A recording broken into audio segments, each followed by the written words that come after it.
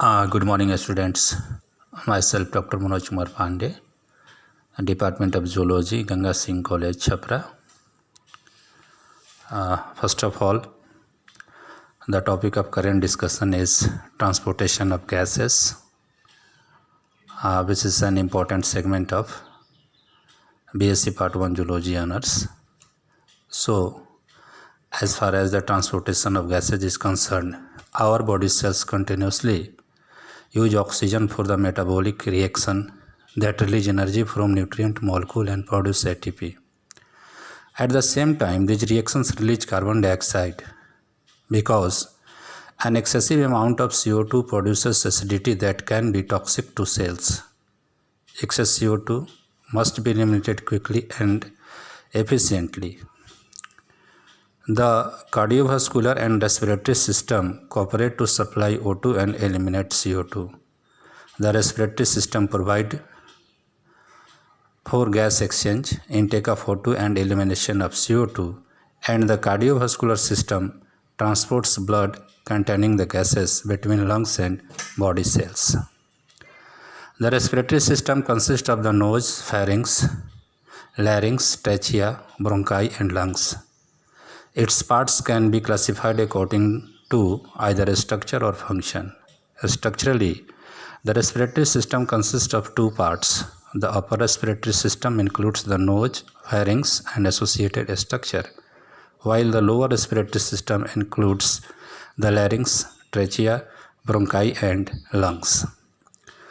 Pulmonary ventilation, breathing, is the inhalation and exhalation of air and involves the exchange of air between the atmosphere and the alveoli of the lungs. External respiration is the exchange of gases between the alveoli of the lungs and the blood in pulmonary capillaries across the respiratory membrane. Internal or tissue respiration is the exchange of gases between blood in systemic capillaries and tissue cells. In this step, the blood loses O2 and gains CO2. Within cells, the metabolic reaction that consume O2 and give off CO2 during the production of ATP are termed cellular respiration. In pulmonary ventilation, air flow between the atmosphere and the alveoli of the lungs because of alternating pressure differences created by contraction and relaxation of respiratory muscles. Inhalation breathing is called inhalation, that is inspiration. Just before each inhalation, the air pressure inside the lung is equal to the air pressure of the atmosphere, which at sea level is about 760 millimeters of mercury. In unit, it is mmHg, 1 atmosphere. For air to flow into the lungs, the pressure inside the alveoli must become lower than the atmospheric pressure. What is pressure? The pressure of a gas in a closed container is inversely proportional to the volume of the container. This means that if the size of closed container is increased, the pressure of the gas inside the container decreases, and that if the size of the container is decreased, then the pressure inside it increases. What is lung volume? Here, the lung volume, the pressure of a gas varies inversely with volume. Differences in pressure caused by changes in lung volume force air into our lungs when we inhale and out when we exhale. For inhalation to occur, the lungs must expand, which increases lung volume and thus decreases the pressure in the lungs to below atmospheric pressure.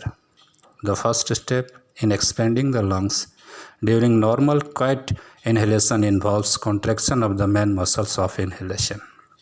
Here, the most important muscle of inhalation is the diaphragm, the dome-shaped skeletal muscle that forms the floor of the thoracic cavity.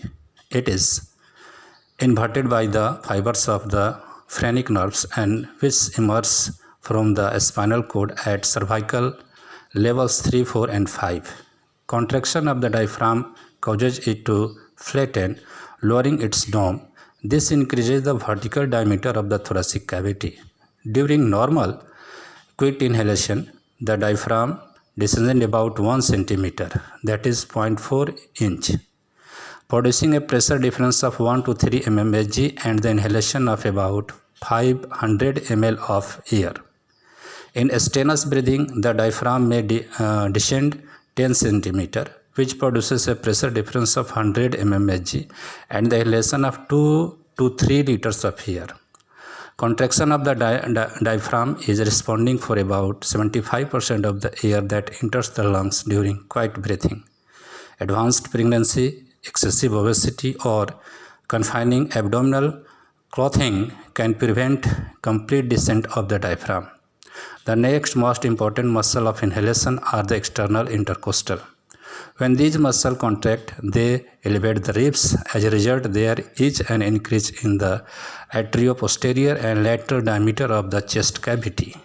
Contraction of the external intercostal is responsible for about 25% of the air that enters the lungs during normal quiet breath inserted to keep the nose in the desired position. Now, exchange of oxygen and carbon dioxide.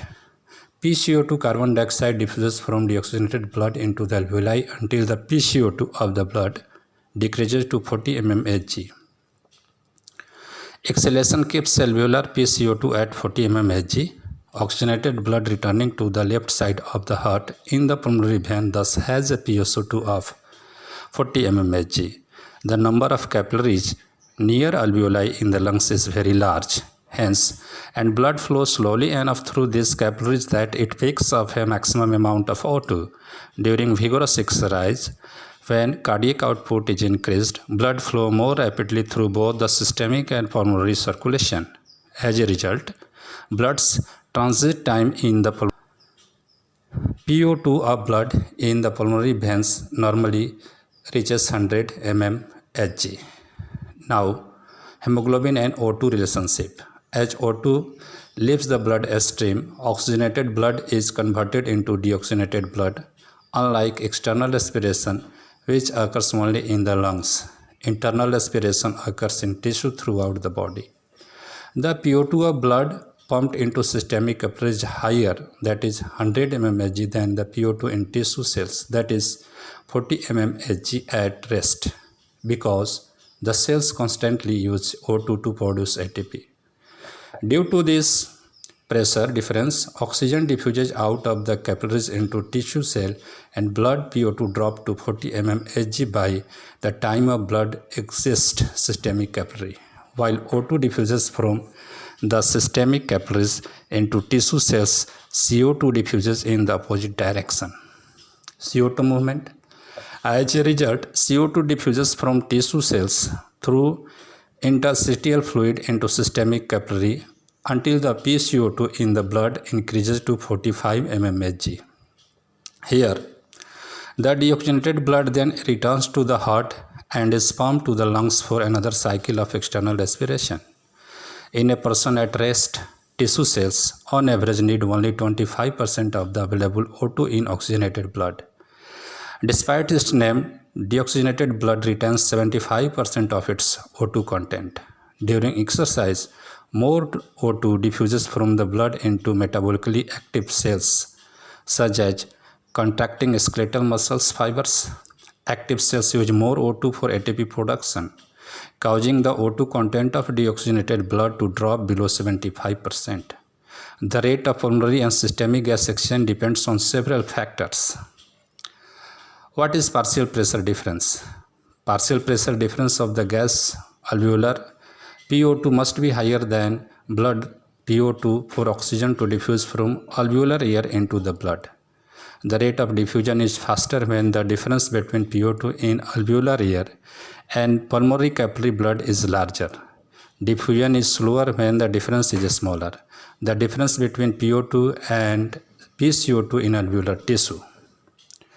Transport of oxygen and carbon dioxide. Oxygen transport. Oxygen doesn't dissolve easily in water, so only about 1.5% of inhaled O2 is dissolved in blood plasma, which is mostly water. About 98.5% of blood O2 is bound to hemoglobin in red blood cell. Each 100 ml of oxygenated blood contains. The heme portion of hemoglobin contains 4 atoms of iron, each capable of binding to a molecule of O2. Oxygen and hemoglobin bind in an easily irreversible reaction to form oxyhemoglobin. Here, the 98.5% of the O2 that is bound to hemoglobin is trapped inside RBC, so only the dissolved O2 can diffuse out of tissue capillary into tissue cells. Thus, it is important to understand the factors that promote O2 binding to and dissociation from hemoglobin.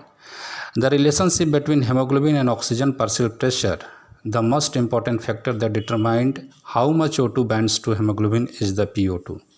The higher the PO2, the more O2 combines with hemoglobin. When reduced hemoglobin is completely converted to oxyhemoglobin, the hemoglobin is said to be fully saturated. When hemoglobin consists of a mixture of hemoglobin, HbO2, it is partially saturated. The percent saturation of hemoglobin expresses the average saturation of hemoglobin with oxygen.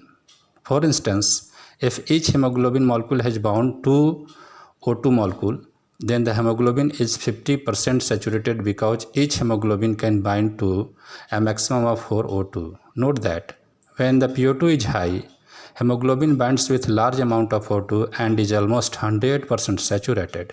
When PO2 is low, hemoglobin is only partially saturated. In other words, the greater the PO2, the more O2 will bind to hemoglobin until all the available hemoglobin molecules are saturated.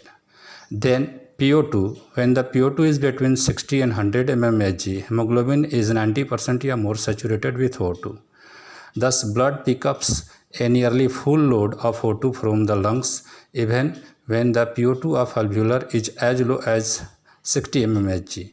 The hemoglobin PO2 curve explains why people can still perform well at high altitude when they have certain cardiac and pulmonary disease, even though PO2 may drop as low as 60 mmHg. Note also in the curve that at considerably lower PO2 of 40 mmHg, hemoglobin is still 75% saturated with O2. Dissolved CO2. Dissolved CO2, the smallest percentage, about 7%, is dissolved in plasma. Upon reaching the lungs, it diffuses into alveolar air and is exhaled. Carbamino compounds. Somewhat higher percentage, about 23%, combine with the amino groups of amino acid and proteins in blood to form carbamino compounds. Because the most prevalent protein in blood is hemoglobin inside the red blood cell, most of the CO2 transported in this manner is bound to hemoglobin. The main CO2 binding sites are the terminal amino acid in the 2 alpha and 2 beta globin chains. Hemoglobin that has bound CO2 is termed carbamino hemoglobin.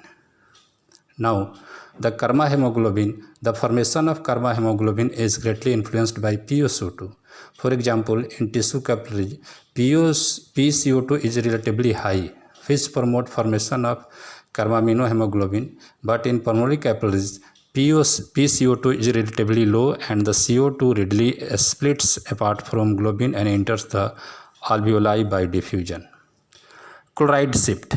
Thus, as blood picks up CO2, bicarbonate accumulates inside RBC. Some bicarbonate moves out into the blood plasma down its concentration gradient. In exchange, chloride ions moves from plasma into the RBC. This exchange of negative ions, which maintains the electrical balance between the blood plasma and RBC cytosol, that is known as the chloride shifts. The net effect of this reaction is that carbon dioxide is removed from tissue cells and transported in blood plasma as SO3. As blood passes through the pulmonary capillary in the lungs, all these reactions reverse and CO2 is exhaled. So, this is about transportation of gases. Thank you very much.